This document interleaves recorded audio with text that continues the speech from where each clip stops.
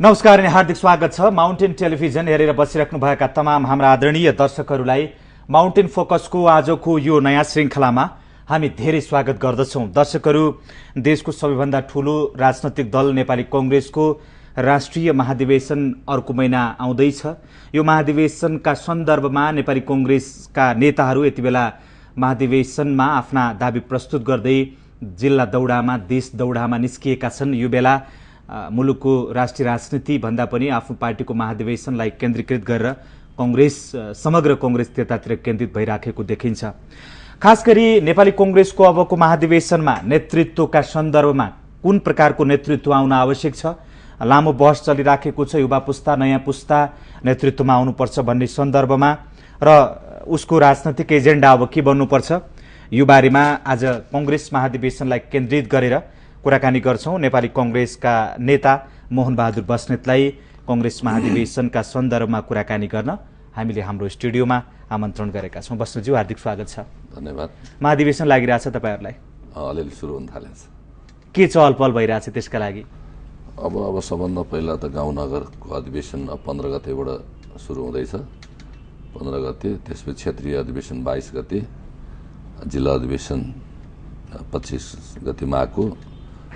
अब त्यो अहिले चाहिँ हामी केन्द्रीय अधिवेशनका कुरा भन्दा पनि अब जिल्ला अधिवेशन सम्मको तयारीका लागि अलि बढी लागिरहेछौँ। यो महाधिवेशन चाहिँ धेरै लामो समयदेखि हुन्छ भनेर भनियो, यसपाला चाहिँ हुन्छै होला है? अब यसपालि भएन भने त अब सीमा नै छैन। अब अहिले भएन भने त पार्टी नै, यो नेपाली कांग्रेसको रुख चिन्ह नै कहाँ पुग्छ थाहा हुँदैन। त्यसकारणले यो चाहिँ हुनैपर्छ। तपाईका आफ्ना नेताहरू एकदमै तपाईको चाहिँ के एकदम शुद्ध भाषामा भन्ने हो भने लाज पचाएका जस्ता छन् है। जस्तो तपाईको नेभी संघ भनेर भनेको थियो, नेभी संघका नेताहरू महाधिवेशन कुर्दा विद्यार्थीबाट प्रौढ हुने बेला भयो। तरुण दल भनेको छ, त्यो कहाँ गयो? तदर्थ समिति बनाए, त्यसको पनि त्यस्तै हाविगत बनाए। यो पार्टीलाई यस्तो तपाईको पुरै तदर्थतावादमा चलाउने उनीहरूलाई जवाब के छ? केही जवाब माग्नुहुन्छ तपाईहरु? नेपाली कांग्रेसको विधान विपरीत यो नीति प्रधान भन्दा पनि नेता प्रधान भएर रह्यो। त्यसपछि आएर नेताहरू यो विषयमा त असक्षम भएकै हुन्। तपाईले धेरै महत्त्वपूर्ण प्रश्न गर्नुभयो। मैले एउटा तरुण दलको चाहिँ कार्यक्रममा, भाषणमा पनि मैले बोलेको थिएँ कि अब तरुण कसलाई भन्ने? अहिले तरुण दलका नेता भन्नेहरू बिचराहरू प्राय जस्तो 50 वर्ष क्रस भइसके। अब कसलाई भन्ने तरुण? त्यसैले न नेभी संघको हुन सक्यो महाधिवेशन, न तरुण दलको हुन सक्यो। नेभी संघ र तरुण दलको महाधिवेशन हुन नसक्दाखेरि नेपाली कांग्रेसलाई नै कमजोर बनाएको छ। यो चाहिँ पार्टी नेतृत्वको कमजोरीको कारणले नै भएको हो। अब यो पार्टी अपडेट हुनुपर्छ, सबै संरचनाहरू टाइममा अधिवेशन हुनु पर्यो, यस्तो उहाँहरूलाई फिलिङ नै हुँदैन कि अथवा यो जे गरे पनि हुन्छ भन्ने हुन्छ? अब नेपाली कांग्रेसका नेताहरूलाई यो फिलिङ भइदिया भए त अब यो टाइममा भइहाल्थ्यो। महत्त्वपूर्ण कुरा त यो नेपाली कांग्रेसको विधानले, चाहे तपाईँ गाउँ सभापति भन्नुहोस्, क्षेत्रीय सभापति भन्नुहोस्, जिल्ला सभापति भन्नुहोस्, केन्द्रीय सभापति भन्नुहोस्, सभापति हाम्रो विधानमा पावरफुल हुन्छ र सभापतिले नचाहिकन केही हुँदैन फेरि। त्यसकारणले समग्र रूपमा भन्नुपर्दा जो सभापतिको भूमिकामा रहनुभयो नेताहरू, अब यो सन्दर्भमा त्यो उहाँहरूको बढी कमजोरी हो। र अर्को कुरा चाहिँ के भने, आफूलाई दोस्रो तेस्रो दर्जाका भन्ने, हामी अब विद्यार्थीका नेता भन्ने, तरुण दलका नेता भन्ने, यो सबैको पनि कमजोरी के छ भने त्यो दासत्व मनोवृत्तिलाई स्वीकारी बसे। त्यो स्वीकार नहुने थियो। यदि अधिवेशन टाइममा भएन भने विद्रोह गर्न सक्नु पर्थ्यो। बरु तरुण र विद्यार्थी नेताहरू चाहिँ अब खुम्चिएर छिप्पिएर चाहिँ तपाईले भन्नुभएको त तदर्थवादमा पार्टी चल्नलाई वा त्यो संस्था चलाउनलाई तयार भएर बसे। नेभी संघका कतिपय नेताहरू टीका लाउन पाइन्छ कि भनेर पदमा भएर हान्थाप गरेर बसे। तरुण दलका पनि टीका पाइन्छ कि भनेर बस्न थाले। त हाम्रो अधिवेशन टाइमली हुनुपर्दछ, तर लड्न सक्ने क्षमताको विकास उहाँहरूले गरेर राख्नु भएन। त्यो पनि एउटा कारण हो। यो तपाईको पार्टीका जो सभापति अथवा महत्त्वपूर्ण पदमा जो आसीन हुनुहुन्छ, उहाँहरू दासताका विरुद्ध लडेका मान्छे, एकदलीय तानाशाहीका विरुद्ध लडेको मान्छे र सबैभन्दा सुन्दर प्रजातान्त्रिक पार्टीको नेता हुन लालायत भएर आएको मान्छेहरू, अनि आफूले प्राप्त गर्दा चाहिँ यो कुरा सबै बिर्सिनु हुँदो रहेछ उहाँहरू। त्यो देखियो। नेभी संघ र तरुण दलको अधिवेशनको कुरा मात्र होइन, पार्टीकै अधिवेशन पनि लामो समयसम्म यसरी अहिले चाहिँ हाम्रो 1 वर्ष अगाडि अधिवेशन हुनु पर्थ्यो, हुन सकेन। किन यसरी लिङ्गरिङ भयो? यो सबलाई जगजाहेर नै छ। यो टाइममा किन हुन सकेन? सबै कुरा भन्दाखेरि त अब त्यो मैले अहिले भने लिडरसिपको कमजोरी नै हो र यो कमजोरीमा आफ्नो भूमिका जसले निर्वाह गर्नुपर्ने थियो त्यो उहाँहरूले पनि गर्न सक्नु भएन। त्यसमा चाहिँ अब हामीले पनि टाइममा हुनुपर्छ भनेर बेला बेला विरोध गऱ्यौँ, हल्ला गऱ्यौँ। अब तर चाहिँ हाम्रो हल्लाले, हाम्रो विरोधले खासै काम गर्न सकेन। तर चाहिँ सबै लागेर, चाहे तरुण दलको होस्, चाहे नेभी सङ्घको होस्, चाहे पार्टीकै महाधिवेशन होस्, सबैले एक ढिकाभर टाइममा हुनुपर्छ भनेको भए त हुन सक्थ्यो। हुँदा पार्टीको केन्द्रीय कार्य समितिको पनि बैठक नबस्ने अनि पदाधिकारीको बैठक बस्ने भएर निर्णयहरू हुन थाल्यो। त्यसकारणले तपाईँले भन्नुभएको जस्तो नेपाली काङ्ग्रेस लोकतान्त्रिक पार्टी, अरूलाई पनि विधिबाट चलाउन सिक्नुपर्ने पार्टी, अब आफूले पनि विधिमा चल्न नसिकेर जनताको कुरामा, देशको कुरामा चाहिँ बरु विधिका कुरा गरेर काङ्ग्रेस आन्तरिक प्रजातन्त्रको अभ्यास चाहिँ काङ्ग्रेसले त्यति जुन ढङ्गले गर्न नसकेको महाधिवेशन तोकिएको छ। यदि नियम कानुनले मिल्ने भए यो अहिले पनि हुने थिएन भन्ने कुरा प्रष्टै छ। अहिले नियमले नै नदिने भयो। योभन्दा पहिला यसरी सरिबस्यो भने तपाईँले भने जस्तो अहिले पनि सर्न सक्दैन थियो भन्ने कुरा भन्न सकिँदैन। तर अब चाहिँ सार्ने अब अधिकार छैन। अब टाइममा अर्को एउटा कुरा के, जस्तो अब पार्टी भित्रको आन्तरिक प्रजातन्त्र यसरी तहस नहस बनाउने, पार्टीलाई नै तपाईँको चाहिँ चौपट भनौँ न एक हिसाबले यो त्यत्तिकै भगवान भरोसे पाराले चलाउने नेताहरूले यो देशमा कायापलट गर्छन्, देश चलाउँछन् भनेर भन्दा यो अलि हाँसो उठ्दो विषय होइन? अब तपाईँले अलिकति कुरा कोट्याउनु भयो। नेपाली काङ्ग्रेस अब वैचारिक रूपले, सैद्धान्तिक रूपले यो पार्टीले फेरि बेला बखतमा चाहिँ मुलुकलाई अप्ठ्यारो पर्दाको अवस्थामा, जनताको प्रजातान्त्रिक अधिकार खोसिएको बेलामा फेरि यही पार्टीको नेतृत्वमा सबै काम भएको छ। जनताले नेपाली काङ्ग्रेसको नेतृत्वलाई नै सहयोग गरेर चाहिँ आइरहेछ। त्यसकारणले अब प्रष्ट भाषामा भन्ने हो भने काङ्ग्रेसले केही कमी कमजोरी गर्यो, काङ्ग्रेसले आफ्नो अधिवेशनहरू टाइममा गर्न सकेन, त्यो मात्रै होइन केन्द्रीय कार्य समिति बेलामा बन्न सकेन, अहिले पनि विभागहरू सम्पन्न बन्न सकेका छैन। यी कुरा हुँदाहुँदै पनि प्रष्ट भाषामा भन्ने हो भने काङ्ग्रेसको विकल्पमा अर्को लोकतान्त्रिक पार्टी फस्टाउन यो देशमा सकेन। त्यो कारणले गर्दाखेरि पनि काङ्ग्रेसलाई मद्दत भइरहेको, अरू राम्रो नभएको कारणले गर्दा अवसर प्राप्त भयो यहाँलाई हैन, अरू नभएको कारणले पनि थप मद्दत चाहिँ भयो। तर अब कुरा के हो, मैले अघि नै भने कि नेपाली काङ्ग्रेस नै यस्तो पार्टी यो देशको इतिहासमा रह्यो जसले राणा शासन समाप्त गर्ने बेलादेखि, पञ्चायत ढाल्ने बेलादेखि, त्यसपछि आएर चाहिँ 62-63 को आन्दोलन को कुरादेखि अहिले संविधान निर्माणको प्रक्रियामा पनि नेपाली काङ्ग्रेसकै नेतृत्व मात्रै संविधान बन्न सक्यो। अब भलै यसको कार्यान्वयनको विषयमा केही अप्ठ्याराहरू देखिरहेको छ, कुरा यो एउटा पक्ष छँदैछ भने नेपाली जनताले हेर्ने र देख्ने पार्टी नै काङ्ग्रेसै भयो। त्यस कारणले गर्दा विकल्प छैन यसको। जस्तो सुकै भत्ताभुङ्ग अवस्थामा भए पनि जनताले समर्थन त निरन्तर गरिराख्दा रहेछ। अनि यसमा के भयो भने काङ्ग्रेसले आफूलाई आन्तरिक व्यवस्थापन गर्न सकेन, तर जनताको व्यवस्थापन र देशको व्यवस्थापनमा काङ्ग्रेस लाग्न सक्ने भयो, यो देखियो। तर हेर्नुहोस् अब राणा शासन विरुद्ध लडेका नेताहरू आज पनि यो पार्टीको नेतृत्वमा गर्नुपर्छ भनेर लागिराख्नु भएको छ। हजुर, अब युवा पुस्ता भनेहरू अरू देशका चाहिँ नेतृत्वमा पुग्ने बेला भइसक्यो। तपाईँ त युवा होला सायद त्यो पार्टीको, अरू देशमा भए तपाईँ पार्टीको नेतृत्व गर्ने उमेर तपाईँको पनि भइसकेको छ।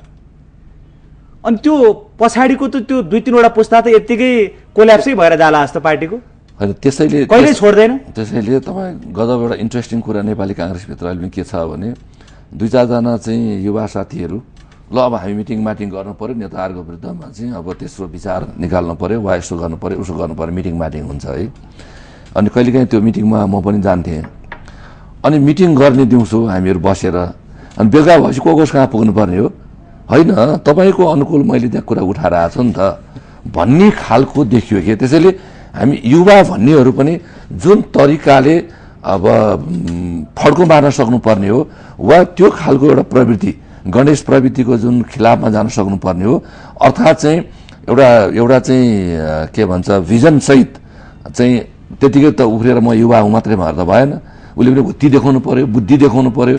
त्यो देखाएर अगाडि बढ्ने वातावरण चाहिँ उहाँहरूले रोक्ने कुरा त रोक्नुहुन्छ, त्यो स्वाभाविक कुरा।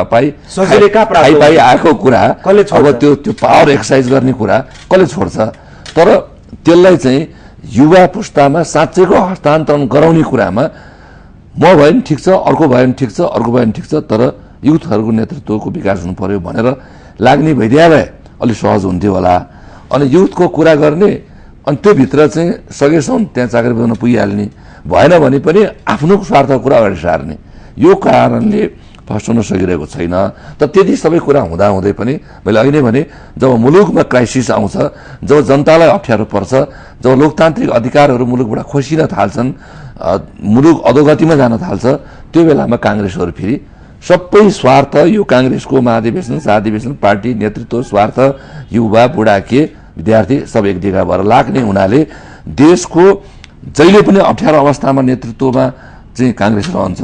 काङ्ग्रेसले परिवर्तनको भागको एउटा इतिहास पनि बनाएको छ। तर मैले अहिले भने आन्तरिक व्यवस्थापन गरेर आफूलाई लोकतान्त्रिक ढङ्गले अझ चलायमान गर्ने हो भने काङ्ग्रेस योभन्दा हिजो 2/3 बहुमत पनि त काङ्ग्रेसको आएको थियो, एब्सोल्युट मेजोरिटी पनि आएको थियो। त्यो इतिहास फेरि आउँछ। तर अहिले खालि ठुलो पार्टीबाट काङ्ग्रेसलाई समर्थन गरेकै छ नि। अहिले पनि तर त्यो ढङ्ग पुर्याउने र आन्तरिक लोकतन्त्रको अभ्यास राम्रोसँग गर्ने हो भने काङ्ग्रेसले फेरि 2/3 बहुमत ल्याउन सक्छ।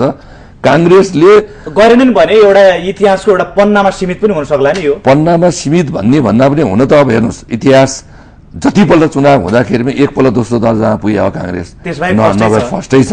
त्यहाँ यो इतिहासको कुनामा त्यसले अब त्यो दुईपल्ट भनौँ त्यो भएको छ होइन। तर चाहिँ के छ भने काङ्ग्रेस बिना यहाँ सरकार पनि कसरी चल्छ, काङ्ग्रेस रहेन भने त्यो पनि देखिया छ। र अप्ठ्यारो पहिला भने नि संविधान पनि काङ्ग्रेस बिना ल्याउन सकेन 4 वर्षसम्म। सबै कुरा मुलुकका लागि र जनताका लागि चाहिँ काङ्ग्रेस अपरिहार्य हुने, काङ्ग्रेसलाई पत्याउने पनि पत्याएको पनि छ।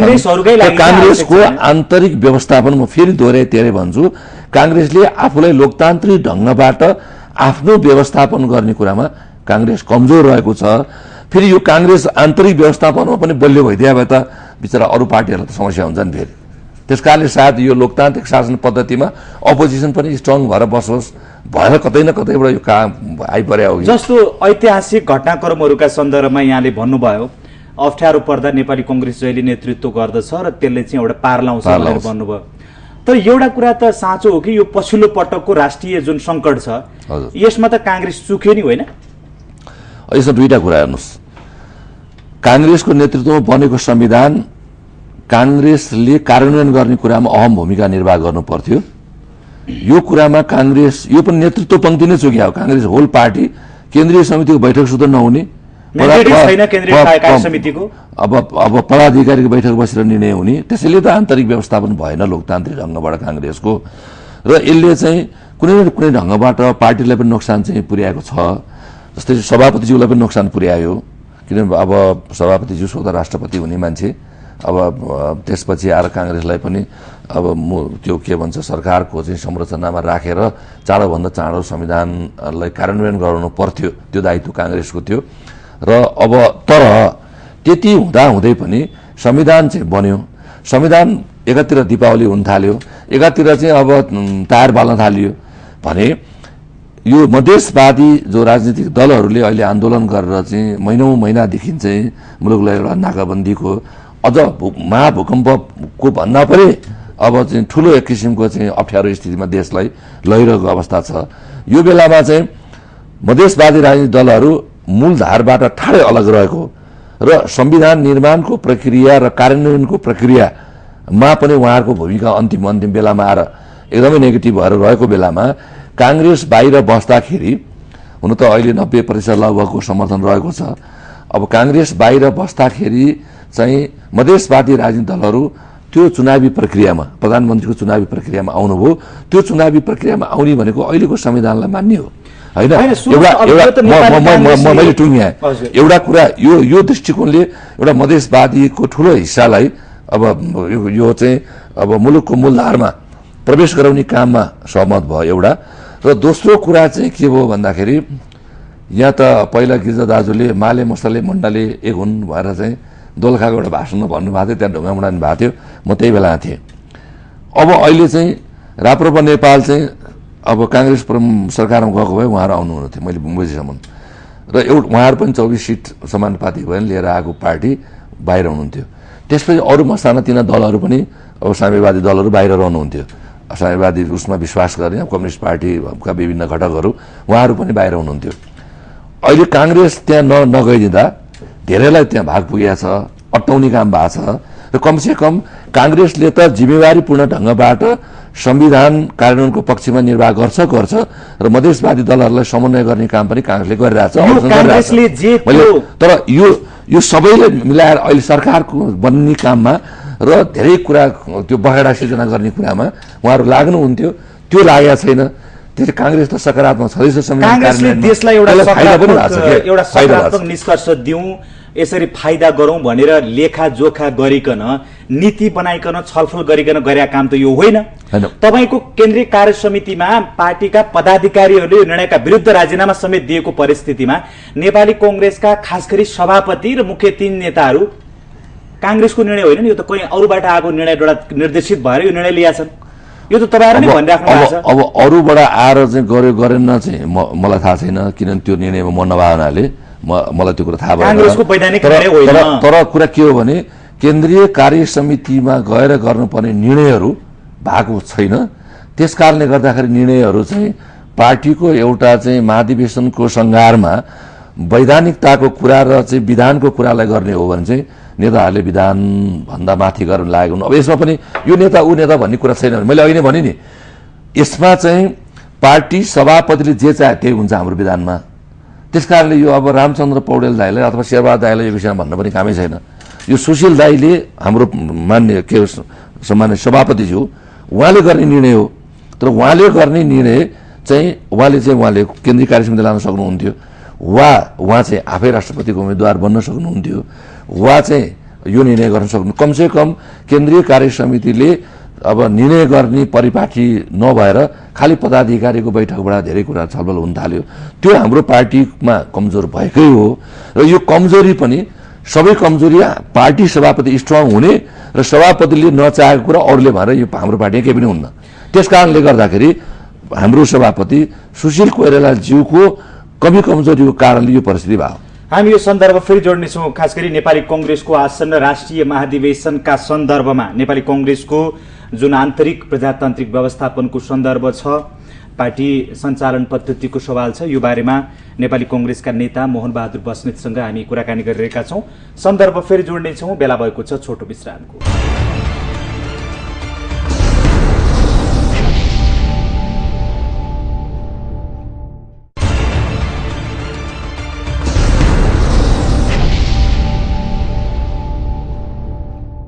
विश्रामपछि पुनः हार्दिक स्वागत छ। माउन्टेन फोकसको आजको यो श्रृंखलामा नेपाली कांग्रेसका नेता मोहन बहादुर बस्नेतसँग मुलुकको समसामयिक राजनीति र नेपाली कांग्रेसको आसन्न राष्ट्रिय महाधिवेशन जुन आगामी फागुन 20 गतेका लागि तय गरिएको छ, 20 गतेदेखि राजधानीमा गर्ने भनेर मोटामोटी तय गरिएको छ, यो सन्दर्भ जोडेर उहाँसँग कुराकानी गरिरहेका छौँ। पुनः स्वागत छ। धन्यवाद। अब हामीले यो ब्रेक अगाडि जुन कुराकानी गरिराखेका छौँ, नेपाली कांग्रेसको राष्ट्रिय राजनीतिको भूमिकाका सन्दर्भमा पार्टीका सभापति सुशील कोइरालाले जुन खालको निर्णय त्यति बेला लिनुभयो र उहाँ उम्मेदवार बन्नुभयो, यसले धेरै कांग्रेसहरूलाई रुष्ट बनायो। हजुर, यो वैधानिक पार्टीको समग्र चाहिँ निर्णय थिएन भन्ने सन्दर्भमा त्यति मात्रै होइन, पार्टी वैधानिक रूपले पार्टीले निर्णय गरेन मात्रै होइन कि यो निर्णयले पार्टीलाई कमजोर बनाएको पनि सबै कार्यकर्ताले फिल गरेका छन् एउटा भने। अर्को कुरा चाहिँ पार्टी कमजोर हुन्छ कि हुन्न भन्ने कुरा एउटा पक्षमा छ र त्यसमा चाहिँ संविधान निर्माणको नेतृत्व कांग्रेसले लिएको थियो र संविधान कार्यान्वयनको नेतृत्व पनि कांग्रेसले लिनु पर्थ्यो। त्यसमा के थियो भने सहमतिको आधारमा कुरा गर्दा राष्ट्रपति कांग्रेसको भागमै थियो। त्यसले हाम्रो आदरणीय नेता सुशील दाई चाहेको भए राष्ट्रपति बन्न सक्नुहुन्थ्यो। त्यसपछि अरू मन्त्रालय पनि मिलाएर अब अहिले को सत्तामा जाने को सत्तामा नजाने कुरा भन्दा पनि मुलुकले सही ढंगबाट संविधानको कार्यान्वयन कसरी गर्ने मुलुकमा भन्ने आवश्यकता थियो। त्यो आवश्यकताको विरुद्धमा त्यो निर्णय भयो। अब हेर्नुस् न, अब तपाईँ उहाँलाई चाहिँ अब राष्ट्रपति बनाउन चाहनुहुन्थ्यो, तपाईँहरू पार्टी सभापतिलाई, तर उहाँको मनको कुरा पनि बुझिदिनु पर्यो नि। उहाँ त प्रधानमन्त्री बन्न चाहनुहुँदो रहेछ, अब पार्टी सभापति बन्ने लाइनमा हुनुहुन्छ, उहाँले भनिसक्नु भएको छ सक्रिय राजनीतिमा उहाँ बस्न चाहनुहुन्छ। उहाँले हिजो अस्ति मात्रै एउटा शब्दावली प्रयोग गर्नु भएको छ, म बिरामी भएर के भयो, मभन्दा बढी देश बिरामी छ, त्यसैले देशलाई मेरो आवश्यकता छ भन्नुभयो उहाँले भक्तपुरमा। हो त्यस्तै कता तपाईले राष्ट्रपति बनाउन चाहनुहुन्छ र त्यो उहाँको जोश जाँगरलाई त हामीले मान्नु पर्यो। तर अब यो अवस्थामा हुत्तीले कति साथ दिन्छ, बुद्धिले कति साथ दिन्छ हैन। एउटा चाहिँ महत्त्वपूर्ण निर्णय त चिप्लिएकै हो नि, जसले जेसुकै कुरा गरेको भए तापनि क्यालकुलेसन के थियो भने प्रधानमन्त्री जितिन्छ भन्ने थियो। अब त्यो क्यालकुलेसन चाहिँ अब सबैले मिल्छ, अब ऊ पनि जित्छु भन्छ जित्ने एउटा हुन्छ हैन। तर त्यो क्यालकुलेसन गलत थियो। त्यसमा प्रष्ट भाषामा भन्नुपर्दा सुशील दाईसँग हाम्रो आदरणीय सभापतिज्यूसँग रहनुभएका केही नेताहरू उहाँहरूको आफ्नो भविष्यमा सुरक्षा समाप्त हुने हो। अब सुशील दाईलाई सभापतिको उम्मेदवार नबनाउने हो भने अप्ठ्यारो पर्ने हो। त्यसैले प्रधानमन्त्री तपाईँ हुनुहुन्छ भनेर चाहिँ प्रधानमन्त्रीमा भिडाउने, जित्यो भने जितिहाल्ने, नभए सभापति चाहिँ भिडाउने र आफू सुरक्षित हुने खालको अलिकति लाइनले पनि यो खेल खेल्या हो है। मैले प्रष्टै भन्ने त्यो कुरा गलत थियो। त्यो अहिले गलत भएको कुरा चाहिँ त्यहाँ छलफल त भइरहेछ, महसुस भइरहेछ, तर समय घड्किएपछि छलफल गरेर के फाइदा। यहाँले अघि एउटा जस्तो माले मसाले मण्डलीहरूको सरकार भनेर जुन भन्नुभएको छ नि, उनीहरूले अवसर प्राप्त गरे भनेर भन्नुभएको छ नि, यो अवसर त नेपाली कङ्ग्रेस नगइदिएका कारणले नै भएको हो। जस्तो यहाँहरूले अवसर प्रदान गरे होइन, तर खास गरी संविधान बनाउने बेलामा नेपाली कङ्ग्रेस एमाले माओवादी मिलेर संविधान बनाए, कार्यान्वयन पनि त्यही चरणमा गर्ने। अहिले 3 दल मिल्या भए यस प्रकारको देशले सङ्कट पनि के अरे पर्दैन थियो कि भन्ने पनि मान्छेहरूको आकलन छ। काङ्ग्रेसले यो राष्ट्रिय सङ्कटमा जुन एउटा भूमिका निर्वाह गर्नु पर्थ्यो मेजर के अरे एउटा फ्लोमा आएर, तर उसले पिठ्यु फर्काएको जस्तो महसुस भइरहेछ जनताको लागि चाहिँ। अब पिठ्यु भूमिका त गरिरहेछ एक्लै भए पनि। एउटा कुरा के छ भने पिठ्यु फर्काएको छैन, तर भूमिकामा भएर गर्ने र भूमिका भन्दा बाहिर भएर चाहिँ कमजोर भएर गर्नेमा फरक हुन्छ हैन। त्यसकारणले गर्दा काङ्ग्रेस सरकारमा रहेर त्यसपछि आएर काङ्ग्रेसले उतातिर राष्ट्रपति पनि हुन्थ्यो, सरकारमा पनि रहन्थ्यो र अहिले देशलाई अप्ठ्यारो पर्दा मुख्य दल कोही मान्छे कोही मसँग एकछिनलाई माने म कोही मान्छे मसँग कुस्ती खेल्न आयो, त्यो कुस्ती खेल्ने बलियो छ भने उसँग लड्न त मसँग नै अब म पनि बलियो हुनु पर्यो नि। त्यसकारणले कहिलेकाहीँ दुई थरी टसमस गरेर खालि भनाभन मात्रै गर्ने, हल्ला मात्रै गर्ने, टोल छिमेकमा डिस्टर्ब गर्ने भएपछि त्यो कुस्ती खेल्न दिनु पनि पर्छ। सम्झाउने बुझाउने, कुस्ती नखेल्दा फाइदा हुन्छ भनेर उसलाई कन्भिन्स गर्ने। तर केही गर्दा नि भएन भने त कुस्ती एउटालाई हारेर जित गर्न दिनु पनि पर्ने हुन्छ। त त्यो बेला लड्न चाहिँ पर्यो नि त। मलाई सोध्नुहुन्छ भने आज मुलुकले लामो समयदेखि कष्ट बेहोरिरहेको छ, नेपाली जनताहरू प्रताडित भएका छन् बिना काम। मलाई सोध्नुहुन्छ भने बिना कारण केही राजनीतिक दलको स्वार्थको कुराले जब नेपाली नेता र पार्टी मिल्दैन विदेशीले खेलिँदा हो नि, त्यही भएर खेलिरहेछ। त्यसकारणले खेलिरहेछ र अहिले यतिखेर मधेसवादी दलहरू मैले जोड्न चाहेको नेपाली काङ्ग्रेस मूल प्रभावमा नभएका कारणले विदेशी ठाउँ प्राप्त भयो। म भन्दैछु त्यसकारणले गर्दाखेरि अहिले विदेशीले चलखेल गर्ने ठाउँ पायो, मधेसवादीहरूले त्यो प्लेटफर्म दिए, यो अरू दलहरूले त्यसलाई चाहिँ प्रतिकार गर्न सकेनन्। हुत्ती हाराहरूको मात्रै यहाँ जम गरेर हुन थाल्यो। मलाई सोध्नुहुन्छ भने म त्यो भूमिकामा हुने हो भने मैले चाहिँ मधेसवादी दलहरूको खास एजेन्डाहरू जसले मधेसवादी जनताहरूको हगितको लागि प्रतिनिधित्व गर्दछ वा हिजो लामो समयदेखि कुन भूमिका के कारणले गर्दाखेरि मधेसवादी जनताहरूले चाहिँ पिछडिनु पर्यो, उहाँहरूलाई के चिज दिनुपर्ने हो, त्यो चिजको चाहिँ मुलुकले के दिन सक्छ, मुलुकको राष्ट्रियता, अखण्डता, सार्वभौमसत्ता वा मुलुकको लोकतन्त्रलाई कमजोर नपार्ने गरी दिन सक्ने चिज के हो त्यो दिनै पर्छ। त्यो दिन नसक्ने कुरा प्रष्ट भएर त्यति गरेर साम्य भएर ठेल्न सक्नुपर्छ। सरकारको निरीह भएर बस्ने, दलहरू नेताहरू निरीह भएर बस्ने, मुलुकलाई निकास दिनु पर्दैन। आज तपाईँले महत्त्वपूर्ण प्रश्न उठाउनु भयो। मुलुक कालोबजारीमा गइसक्यो, यो नेपालै कालोबजारमा बनाइसक्यो।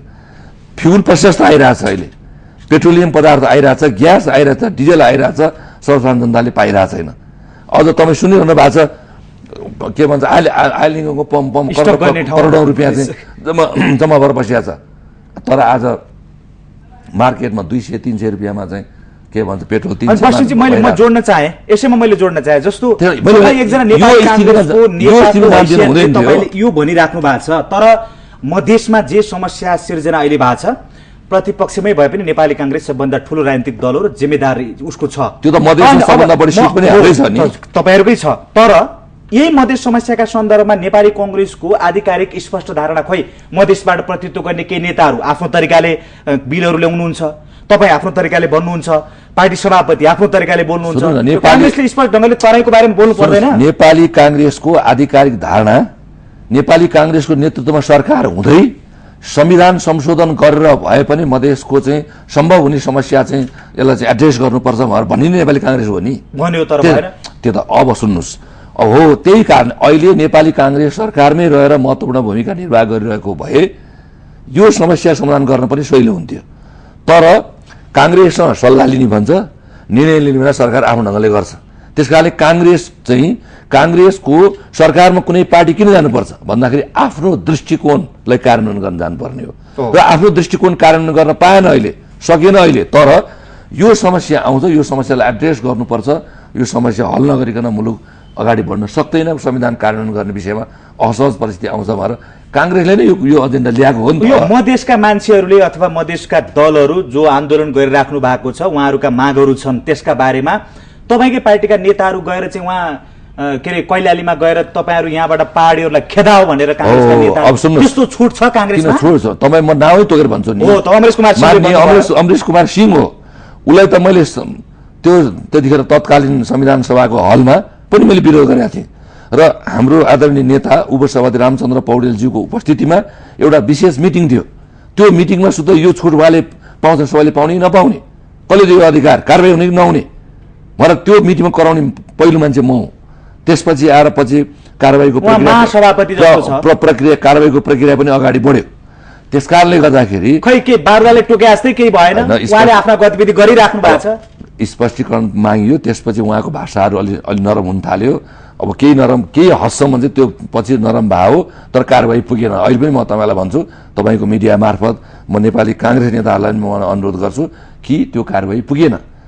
त्यो त देशद्रोही कुरा गरेर हिँड्नसम्म देशद्रोही हो नि, गोली हान, मार, पड्काओ, उथल पुथल गर भन्ने देशद्रोही कुरा हो नि त्यो त।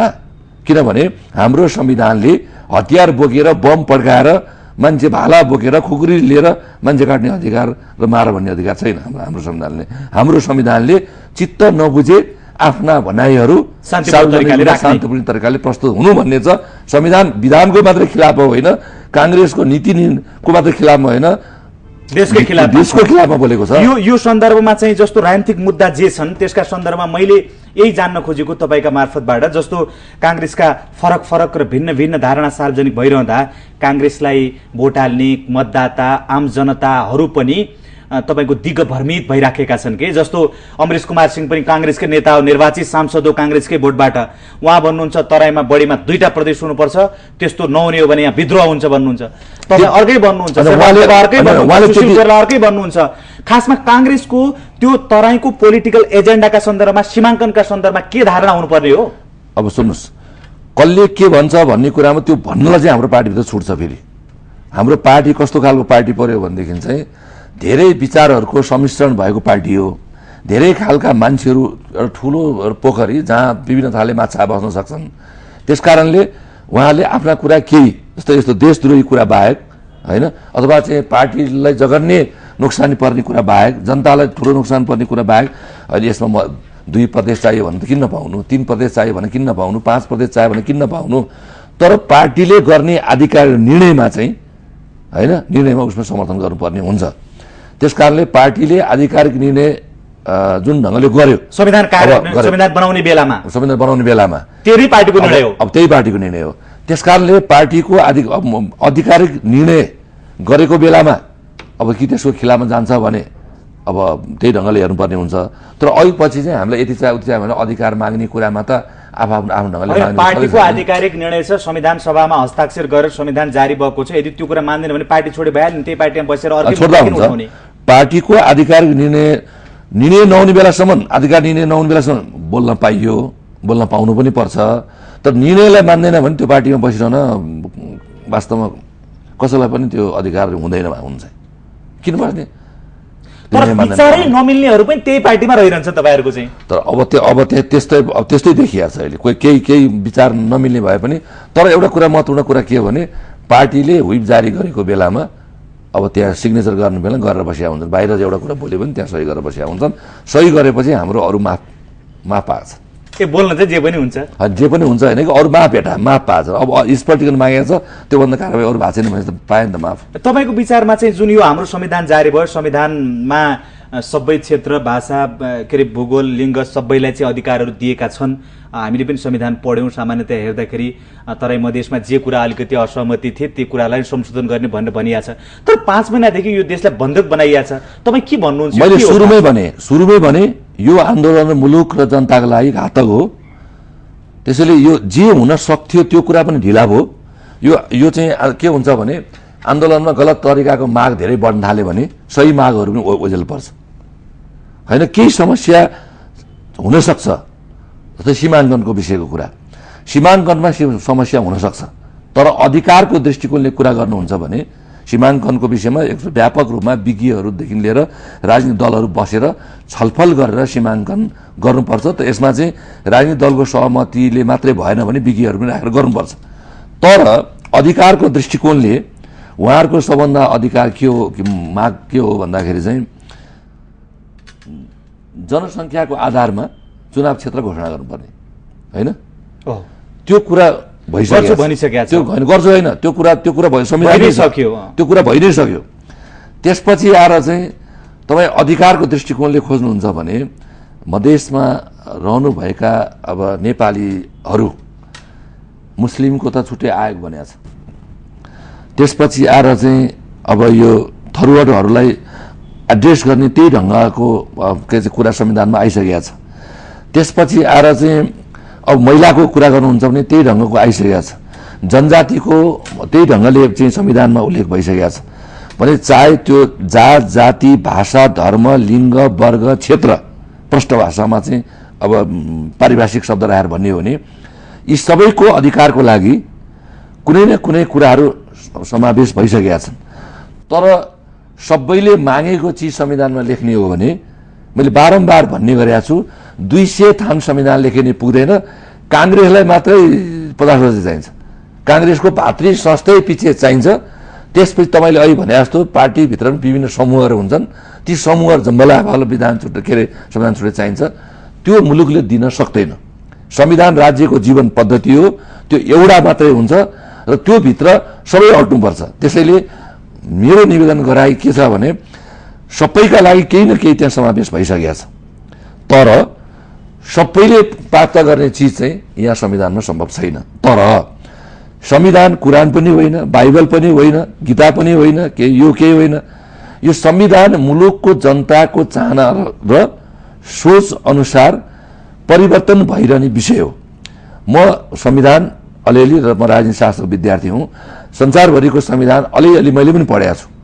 त्यसैले राज्यले भोलि के चाहन्छ, राज्यमा बस्ने जनताले, त्यसमा राज्यको जीवनशैली त्यहाँ प्रतिनिधित्व गरे हुन्छ। जीवनशैली त्यो चिज चाहिँ मान्छे स्तर अनुसार परिवर्तन हुन्छ, सोच अनुसार परिवर्तन हुन्छ, समयको माग अनुसार परिवर्तन हुन्छ भनेपछि तपाईँ यही हुन त अब भारतको पनि धेरै चासो बढिरहेछ। भारतमा चाहिँ 122 पटक संविधान संशोधन भइसक्यो होइन। हामी कहाँ त यसरी भएको छैन नि, हामी कहाँ त हुनसक्छ नि। त्यस कारणले गर्दाखेरि जुन कुरा अट्टाएन, अझ मुलुकलाई निकास त दिनु पर्यो नि। मुलुकलाई निकास अहिले लट्ठी पनि नभाचिने, सर्प पनि नमर्ने किसिमले सहमति गरेर यो नाकाबन्दीलाई खोलेपछि देशमा मगी घट्न थाल्छ।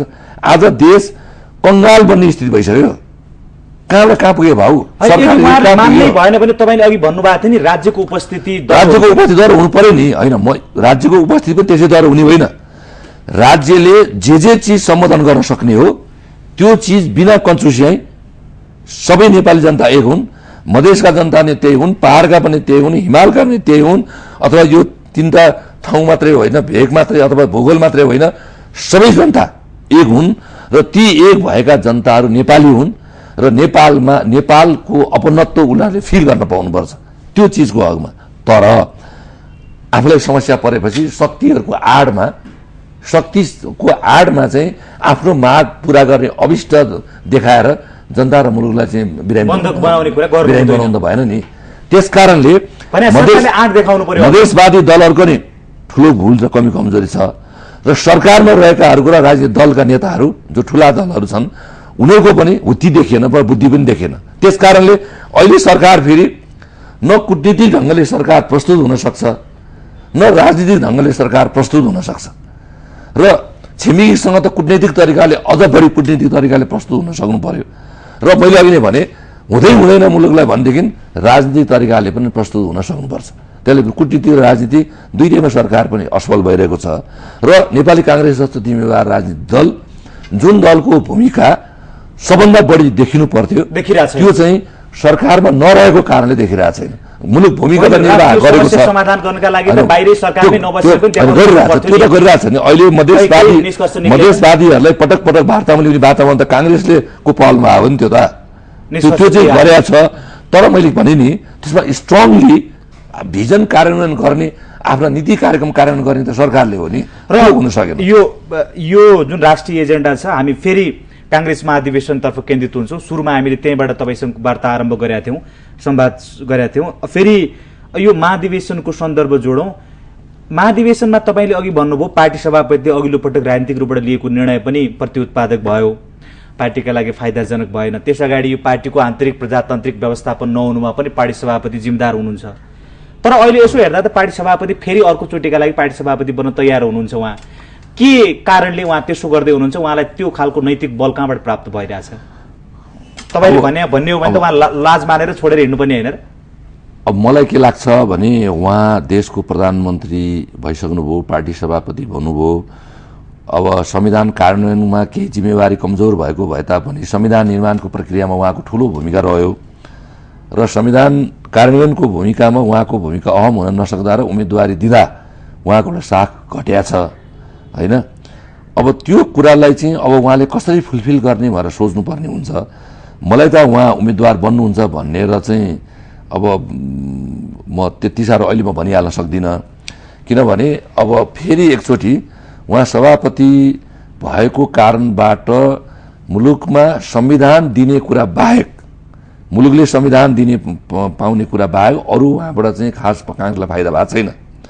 मैले अहिले भने यो पार्टी चाहिँ केन्द्रीय कार्यसमिति बन्नै समय लाग्यो, विभागहरू बनिया छैनन्, अहिले अर्कोमा हुन थालिसक्यो। विद्यार्थी र तरुण दलको चाहिँ के भन्छ यस्तो शक्तिशाली भातृ संस्थाहरूको अधिवेशन हुन सकिरहेको छैन र अहिले यत्रो गलत निर्णयको कारणले गर्दा मुलुक र कांग्रेसले फेरि सफर गरिरहेछ र अब यो बेलामा उहाँले फेरि प्रधानमन्त्रीको उम्मेदवारको ख्वाबले गर्दा उहाँको साख गिर्यो र त्यसलाई स्वीकार्नै पर्छ। अब फेरि अहिले पार्टी सभापति भएर फेरि उहाँ हार्नुभयो भने उहाँको रहेको व्यक्तित्व पनि कमजोर हुन्छ। त्यसकारणले उहाँ लड्नुहुन्न जस्तो लाग्छ मलाई। तैपनि यो वरिपरिकै मान्छेहरू उहाँ भइदिएदेखि चाहिँ उहाँलाई देखाएर आफ्नो स्वार्थ सिद्धि हुन्थ्यो कि भनेर हिजो जसले महत्त्वपूर्ण निर्णय गराउने कुरामा भूमिका खेल्यो त्यो काम अहिले पनि नहोला भन्ने चाहिँ छैन। त त्यो कुरालाई उहाँले हिजो मलाई कसले यहाँ फसायो भन्ने कुरा चिन्न सक्नुपर्छ। र अहिले जुन देश दौडाएर अथवा जिल्ला दौडामा जुनसुकै नेताहरूले जे विषयहरू सार्वजनिक गरे भए पनि मूलभूत रूपमा मुख्य 3 नेताहरू चाहिँ पार्टी सभापतिका लागि दाबी गर्नुहुन्छ जस्तो आम मान्छेहरूले बुझिराखेका छन्। अहिलेका सभापति सुशील कोइराला, वरिष्ठ नेता शेरबहादुर देउबा र यो हाम्रो पार्टीका तपाईँको पार्टीका नेता रामचन्द्र पौडेलज्यू। अब तपाईहरूको आवश्यकता चाहिँ के हो? कांग्रेसको आवश्यकता के हो र के भनिराखेको छ? कांग्रेसको नेतृत्व अब कसले पाउनुपर्ने जस्तो लाग्छ तपाईँको विचारमा? हुनुपर्ने को हो? हैन, हुनुपर्ने तपाईको व्यक्तिगत विचार जान्न चाहन्छु। मेरो कुरा क्लियर छ एकदम। मेरो कुरा के छ भनेदेखि चाहिँ सुशील दाई अहिले अब 80 वर्षको हाराहारीको मान्छे, जेसुकै भने पनि अब स्वास्थ्यले पनि उहाँलाई अलिअलि गाह्रो भइरहेछ। स्वास्थ्य सुधार होस्, राम्रो होस्, आफ्नो नेताको शुभकामना छ, तर त्यो कुराले उहाँलाई गाह्रो छ। र अर्को कुरा पार्टी चाहिँ जुन ढङ्गबाट चल्नु पर्ने, उहाँले सधैँभरि पहिला के भन्नुहुन्थ्यो भने पार्टी महामन्त्री हुँदा संस्थागत रूपमा पार्टी चल्नुपर्छ भन्नुहुन्थ्यो र यो मुलुकमा सबैले देखेका छन्, कांग्रेसभित्रका बाहिरका सबैले देखेका छन्, कांग्रेस पार्टी संस्थागत रूपमा चल्न सकेन। उहाँको पालामा पूर्ण रूपमा संस्थागत रूपमा चल्न सकेन र भने नि पदाधिकारीहरूले महत्त्वपूर्ण निर्णय गरेर बस्नुपर्ने, केन्द्रीय कार्यसमितिको बैठक नहुने, 6 महिना 8 महिनासम्म केन्द्रीय कार्यसमितिको बैठक नहुने भने अब संस्थागत कहाँबाट भयो? त्यो कुरामा उहाँले बोलेको कुरा उहाँले कार्यान्वयन गर्नु भएन। अर्को कुरा, उहाँले पहिलोपटक भोट माग्दा मलाई चाहिँ एक पटकलाई मात्रै म चुनाव लड्छु, मलाई एक पटक भोट दिनुहोस् भन्नुभएको छ। अब फेरि म अर्को पटक लड्ने भएँ भन्दाखेरि कि मैले यो पार्टीलाई भयङ्कर माथि पुर्याएँ भन्नु पर्यो, कि मेरो पार्टीमा यो कारणले आवश्यकता छ भन्नु पर्यो, कि मुलुकलाई निकास दिनको लागि यो कुरा मलाई आवश्यकता छ भन्नु पर्यो। चाहियो नि त त्यो एउटा दृष्टिकोण त। त्यस कारणले गर्दाखेरि उहाँले अब त्यो दिन सक्ने अवस्था चाहिँ देखिँदैन र उहाँ अहिले चाहिँ पार्टीको एउटा अभिभावकीय भूमिका निर्वाह गरेर बसेर चाहिँ सभापतिबाट अब उम्मेदवार हुनुहुन्न भन्ने मलाई लाग्छ। र अर्को कुरा, अब रामचन्द्र दाईको जहाँसम्म कुरा छ, उहाँलाई त हामी के भनिरहेको थियौँ भने अस्ति पनि सुशील दाई यो पटक राष्ट्रपति हुनुपर्छ, शेरबहादुर दाई अब पटक लड्नुभयो, अब मौका पाउनु भएको छैन, उहाँको पनि हेरौँ, उहाँ सभापति हुनुपर्छ। त्यसपछि आएर चाहिँ प्रधानमन्त्रीको चाहिँ रामचन्द्र दाईलाई बनाउनुपर्छ। एकपटक चाहिँ यसरी जाने, त्यसपछि सबै नेताहरूले विश्राम लिनुपर्छ। एकपल्ट शेरबहादुर दाईलाई सभापति बनाएर सुशील दाई एकपल्ट राष्ट्रपति भएर प्रधानमन्त्री चाहिँ रामचन्द्र दाई भएर उहाँहरू तिनजनाले विश्राम लिनुपर्छ। त्यसपछि आएर चाहिँ अरू ढङ्गले पार्टी चल्नुपर्छ भनेर हामी पनि भनिरहेछौँ। अब यो कुरा हामीले मात्रै भनेर हुँदो रहेछ, यो कुरा हुन सकेन। अब रामचन्द्र दाईले पनि छोड्नुहुन्छ भन्ने मलाई लाग्दैन। रामचन्द्र दाईलाई धेरै पटक थाम थुम पारेर राखिएको छ। यो पटक म कुनै पनि प्रलोभनमा चाहिँ मैले पार्टी सभापति उम्मेदवार छाड्दिनँ भन्नुभएको छ। त्यसैले रामचन्द्र दाईले चाहिँ छाड्नुभयो भने पनि उहाँलाई उहाँको राजनीतिक जीवनमा धेरै कमजोरीहरू आइपर्छन्। कमसे कम पनि उहाँले म यो कारणले चाहिँ मेरो चुनाव आवश्यकता छ, म यो कारणले मलाई सभापति आवश्यक छ भनेर अरू नेतासँग भन्दा मसँग अलिक पार्टी चलाउने भिजन छ भएर हिँड्नु भएको छ। र उहाँ चाहिँ यो नीति तथा कार्यक्रम विभागको संयोजक र अहिलेसम्म चलायमान देखेको विभाग चाहिँ त्यही हो, उहाँको विभाग चाहिँ चलायमान छ। तर यति कुरा हुँदाहुँदै पनि अब सुशील दाई पनि चुनाव लड्ने, रामचन्द्र दाई पनि चुनाव लड्ने, शेरबहादुर दाई पनि चुनाव लड्ने परिस्थितिमा चुनावको रिजल्ट के आउँछ त्यो चाहिँ अब अहिले होइन, मान्छे छोडिदिउँ होइन कि अहिले स्पष्ट रूपमा चाहिँ उहाँकै मान्छेहरू शेरबहादुर देउवाले चुनाव जित्छ भनेर बसिरहनु भएको छ। र मलाई भन्नुहुन्छ व्यक्तिगत रूपमा म शेरबहादुर देउवालाई चुनाव जिताउनुपर्छ भन्ने पक्षको मान्छे हुँ र मेरो सम्पूर्ण सहयोग शेरबहादुर देउवालाई हुन्छ एकपटक। त्यसपछि मैले हिसाब गर्नुपर्छ। किन पनि छ भन्दाखेरि चाहिँ उहाँले सरकार सञ्चालनको बेलामा पनि धेरैवटा पार्टीलाई मिलाएर सरकार सञ्चालन गर्ने कुरा सफल भन्नुभएको थियो र उहाँसँग चाहिँ विपक्षीहरूलाई मिलाएर लिएर जाने खालको खुबी अलिकता छ। त्यसपछि अहिले मुलुकमा विपक्षीलाई समेत मिलाएर लिएर जानुपर्ने हुन्छ र उहाँलाई चाहिँ अब 3 पटक प्रधानमन्त्री भएको अनुभव पनि छ र सबैलाई मिलाउने खालको त्यो क्षमता पनि छ र फेरि पार्टी सभापति धेरैपटक चुनाव लड्नुभएको हो। त्यस कारणले गर्दाखेरि चाहिँ अब उहाँ हुनु भएको छैन, उहाँको कार्यकाल एकचोटि हेर्न जरुरी छ र एकपटक मेरो आफ्नो समर्थन पनि खुलेर अब चाहिँ उहाँलाई रहन्छ र उहाँ सभापति बनाउनुपर्छ भन्ने चाहिँ मेरो आफ्नो दृष्टिकोण। हामीलाई समय दिनुभयो, आफ्ना निजी र व्यक्तिगत विचारहरू र आम यो विषयमा आफ्नो धारणा राख्नुभयो, यहाँलाई धेरै धन्यवाद छ। धन्यवाद। यो महाधिवेशनको चाहिँ सङ्घारमा महाधिवेशनका विषयमा मेरा आफ्ना पार्टीका विषयमा केही कुराहरू मेरा पनि भन्ने मौका दिनु, त्यसलाई म हार्दिक धन्यवाद। हस् दर्शकहरू, उहाँ हुनुहुन्थ्यो नेपाली कंग्रेसका नेता मोहन बहादुर बस्नेत, जोसँग हामीले नेपाली कंग्रेसको आसन्न राष्ट्रिय महाधिवेशन, यद्यपि यो महाधिवेशन फागुन 20 गतेका लागि तय गरिएको छ। अहिले गाउँ र क्षेत्रीय अधिवेशन, जिल्ला अधिवेशनहरूका सन्दर्भमा नेपाली कंग्रेसका नेता कार्यकर्ताहरू देश जिल्ला दौडामा लागिराख्नु भएको हामीले देखेका छौँ। यो सन्दर्भ र मुलुकको समसामयिक राजनीतिका विषय पनि समावेश गरेर उहाँसँग कुराकानी गर्यौँ। भोलि नयाँ विषय र पात्रहरूका साथ यो कार्यक्रमको अर्को श्रृङ्खला लिएर हामी फेरि उपस्थित हुनेछौँ। आजका लागि यो कार्यक्रमबाट हामी सबैलाई बिदा दिनुहोस्। नमस्ते।